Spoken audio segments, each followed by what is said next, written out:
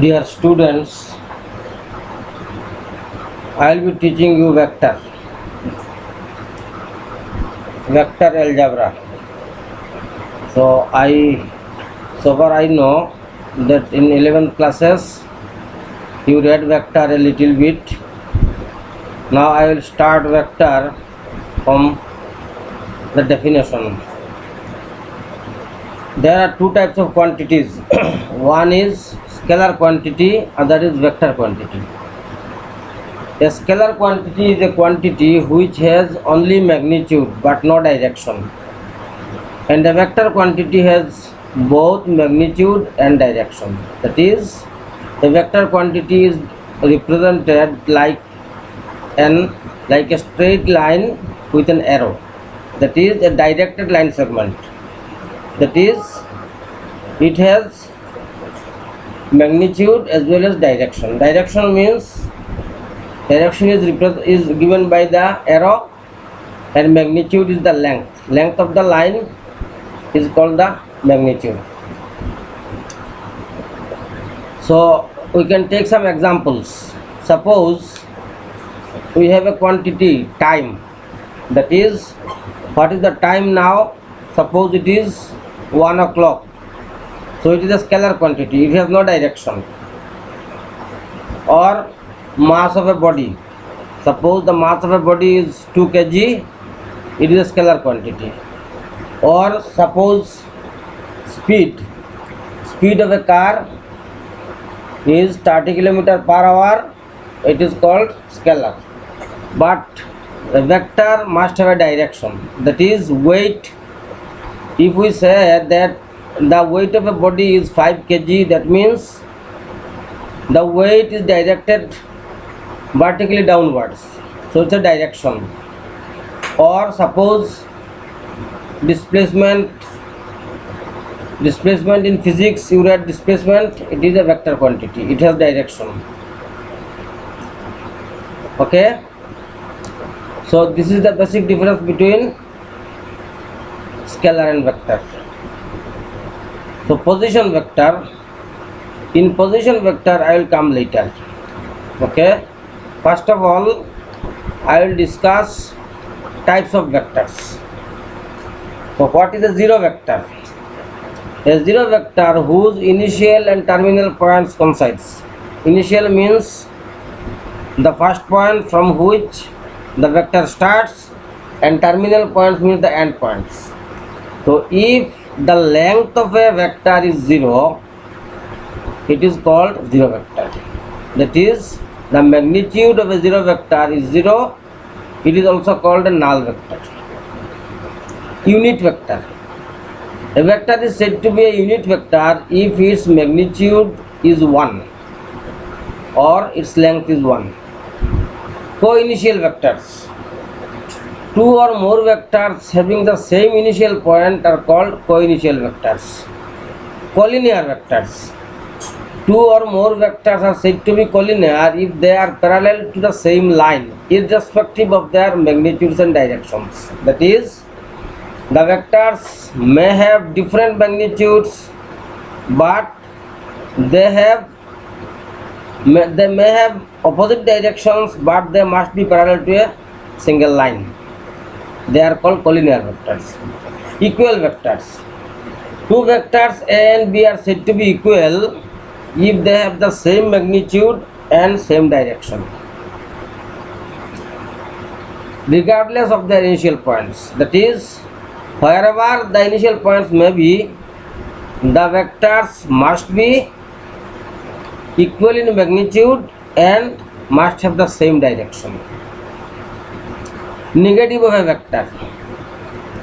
Suppose there is a vector A represented by the line AB, then its negative vector is the opposite one, that is BA.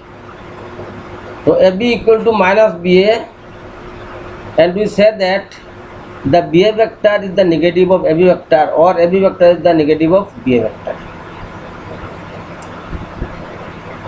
So here there is some example. Represent graphically a displacement of 40 km 30 degree west of south. So this is the diagram, and it is very simple to understand. I am not going to explain it. Later I am going to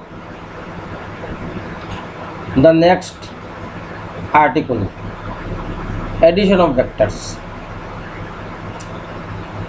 So two vectors are added unlike two scalars. That is, suppose the mass of two bodies are 5 kg and 3 kg, then the sum of their masses is equal to 5 plus 3 equal to 8 kg. But in vector, the addition is not done by like this.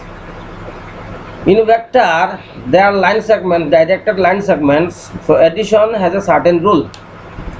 The rule is, first rule, there are two rules. First rule is triangle law of vectors. Suppose there is a triangle here ABC, and the vector AB is here, and this vector BC is here. So AB and BC are two vectors, and they are two adjacent sides of a triangle. So then their vector sum is given by the third side AC, taking in the upward direction.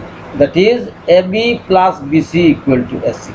This is the triangle law of vectors. AC equal to AB plus BC, or AB plus BC equal to AC. Okay, this is the triangle law of vectors.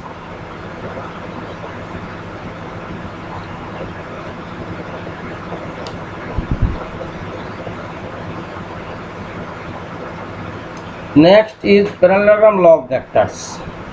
That is, it is another law of addition of vectors. That is, if there are two vectors A and B, small a and small b, represented by two adjacent sides of a parallelogram, as in this diagram, that is OA equal to A vector, and OB equal to B vector, then their sum A plus B is represented by the diagonal OC of that parallelogram. That is, OA plus OB equal to OC. This is the parallelogram law of vectors. This is the second law of addition. Properties of vector addition. So property 1, for any two vectors A and B, A plus B equal to B plus A, it is called commutative property. It is very simple to prove. I am not going to prove the result. Second property is associative property. That is, if there are three vectors A, B and C, then A plus B plus C equal to A plus B plus C. This is called associative property, and this is also very easy to prove, so I am not going to prove the result.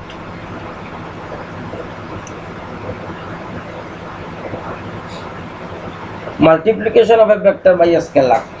That is, how we multiply a vector by a scalar. Suppose a vector A is here, so it has a certain length, magnitude and certain direction.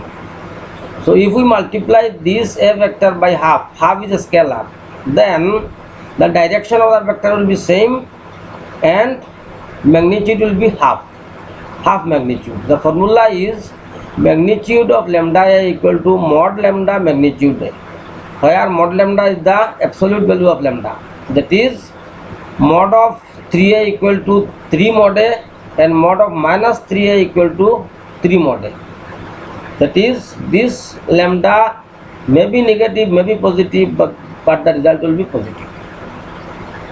Here, if we multiply this A by 2, then obviously the length will be double. And if we multiply this A by minus half, then the length obviously will be half, but due to negativity of this half, the direction will be opposite.